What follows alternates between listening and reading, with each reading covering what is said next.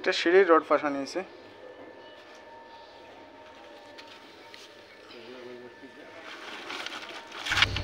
ছোট জায়গার মধ্যে সিঁড়ি বানানি পুরা ডিটেলস কিভাবে বানাইতে হয় দেখার লাগে ভিডিওটা একটা লাইক করবা আর একটা কমেন্ট করিও যে পুরা ভিডিওটা বানাইতাম কি না একটু কমেন্ট করলে বুঝতে পারবো ছোট জায়গার মধ্যে কীরকম সহজ পদ্ধতিতে সিঁড়ি বানানি যায় ঘরের। অনেকের জায়গার কিন্তু সমস্যা প্রচুর থাকে, একদম ছোট জায়গার মধ্যে সিঁড়ি বানানি পদ্ধতি।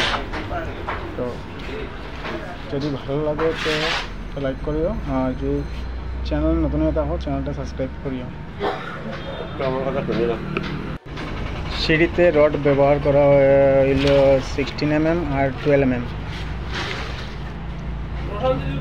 16 4 পিস আছে আর 12 আছে বাকিটা।